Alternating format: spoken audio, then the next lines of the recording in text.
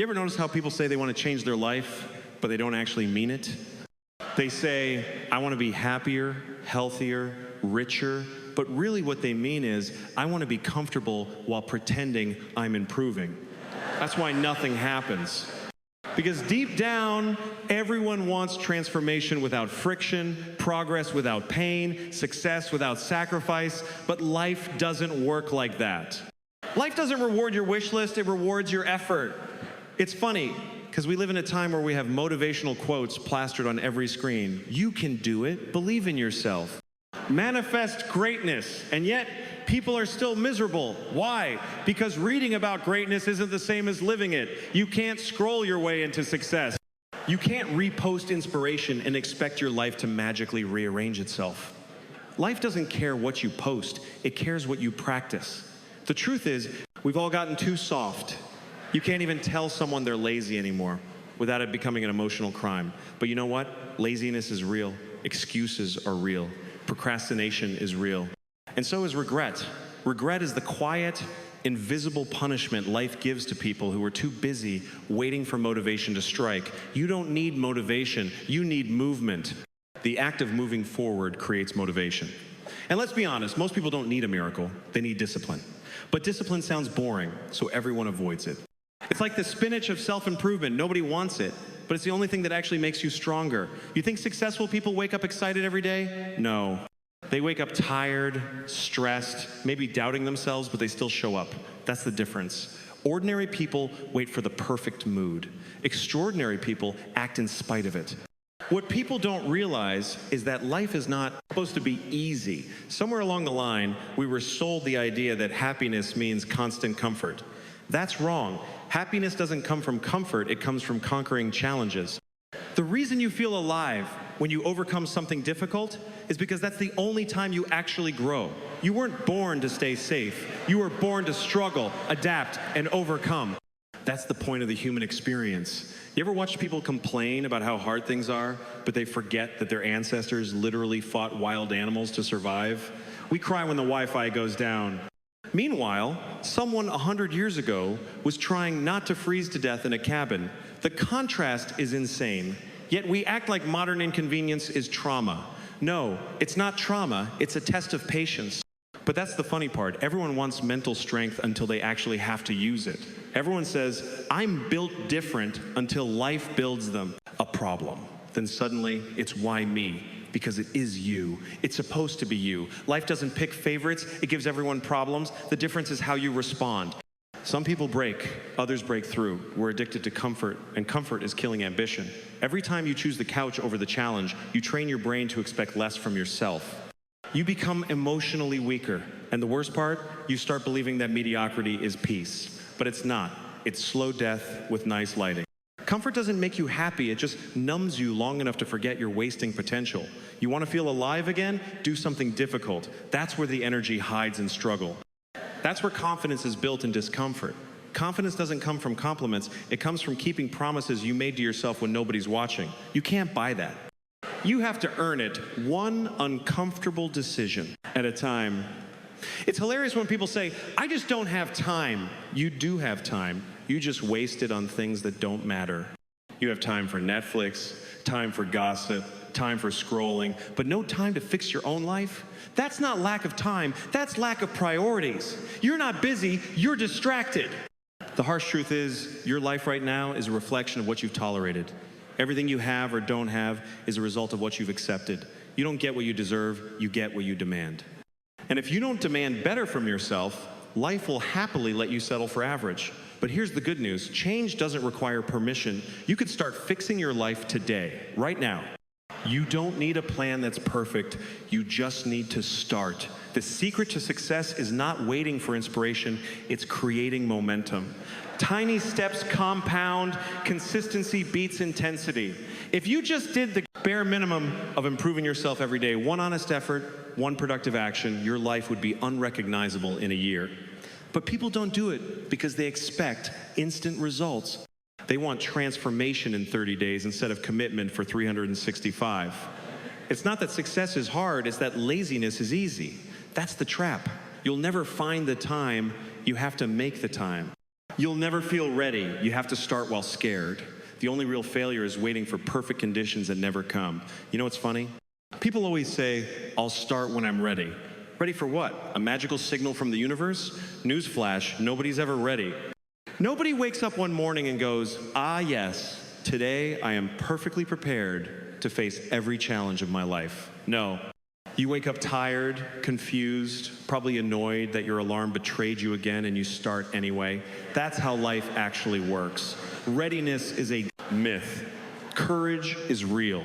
See, people treat life like it's some kind of rehearsal, like there's a second performance coming later where they'll finally get it right, but there's no dress rehearsal. This is the real thing. Every day you waste waiting for someday is a day stolen from your potential. Someday doesn't exist, there's only now. And the people who understand that, they stop waiting. They move, they fail, they adjust. But at least they're alive in motion. You ever notice how comfortable people get blaming everything but themselves? The system, the economy, the parents, the boss. It's a full-time hobby. But the problem with blame is that it gives away all your power. You can't change what you don't own. When everything is someone else's fault, you become a spectator in your own story. You're just watching your life go by, yelling at the referee. Meanwhile, the game is yours to play. And, the self-help world. Everyone wants to find their purpose. You know what? Maybe your purpose isn't hiding under a rock. Maybe it's built, not found. Maybe your purpose is the thing you create when you stop chasing comfort and start chasing contribution. We keep thinking we need a big cosmic sign like a burning bush or a perfect quote, but most of the time, your purpose is simply doing the next right thing until it starts to make sense. People say, I want peace. Okay, but you can't have peace without truth. And most people avoid truth because truth feels like friction. You ask someone, why aren't you happy? And they'll list everything external: job, relationship, body, money. The truth, it's usually internal. The mind is the battlefield, and most of us are losing the war because we don't want to fight it. It's easier to scroll, distract, and avoid than to sit in silence and face the noise inside. The irony is, people chase happiness like it's a prize, something you earn after. Everything's perfect. But happiness isn't a destination, it's a discipline. It's showing up with gratitude even when life feels unfair. It's not pretending everything's okay, it's choosing to find meaning in the chaos. You think people who are happy have easier lives? No. They just stopped outsourcing their peace. They realized life's too short to let negativity pay rent in their head. And then there's failure. Oh, we're terrified of that word. Everyone wants to win, but no one wants to lose, even though losing is the tuition you pay for wisdom. Failure is the feedback loop that shapes success. But our culture made failure look like shame instead of information. The truth? Every successful person you admire is just someone who failed more times than you tried. They got up one more time, then life knocked them down. That's it. Think about it. When you were a kid, you didn't care how many times you fell off your bike. You fell, you cried, you got up, you rode again. But as adults, we lose that resilience. We trade courage for caution. We start calculating risks like we're accountants of fear, and that's why we stop living. We're too busy protecting our pride to pursue our potential. People talk about fear like it's an enemy. It's not. Fear is fuel. It's proof that you're stretching. You think bravery means feeling no fear? No, bravery means doing it anyway. You can't build confidence by avoiding fear. You build it by surviving it. Every time you face something uncomfortable, you build evidence that you can handle life. That evidence becomes power. But let's talk about comfort again, because that's the silent killer. Comfort feels good, but it steals your hunger. You can't grow while staying cozy. You can't learn while staying lazy. And here's the secret. Success often starts looking like inconvenience. Growth disguises itself as hard work. You'll never see results from the things that make you good right now. You'll see them from the things that challenge you. And people ask, how do I stay consistent? Easy, stop negotiating with yourself. Every time you give yourself an option, you weaken your discipline. If you only go to the gym when you feel like it, you'll never go. If you only work on your dream when you're inspired, it'll die in your notebook. Consistency is not about excitement, it's about commitment. It's the decision to keep promises to yourself long after the mood has left the room. And let's be real, nobody's coming to save you. Not your boss, not your parents, not your government, not your favorite influencer. If you're waiting for someone to hand you motivation, you'll be waiting forever. You are both the problem and the solution. The same person that talks themselves out of change has to become the one that forces it to happen. That's power, taking accountability without apology. When you realize, no, one's coming to fix your life, something amazing happens. You stop waiting, you stop blaming, you start building, you start small, maybe even shaky, but it's yours.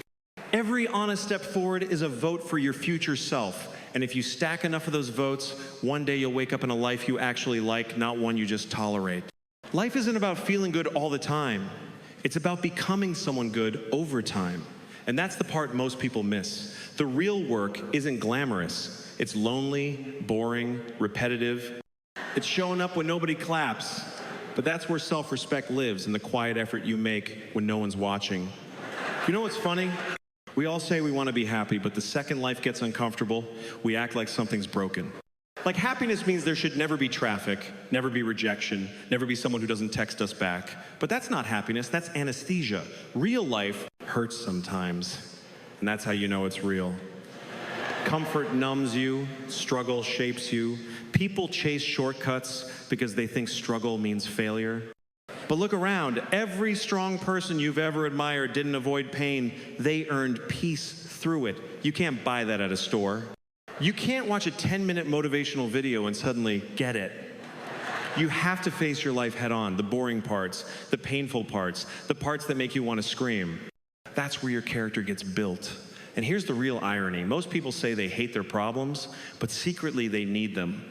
Because without problems, we have no reason to grow. You get comfortable, you get lazy, and before you know it, years are gone. That's why every time life knocks you down, it's not punishment, it's the gym. You're just getting reps in. We've built a world where people confuse being busy with being alive.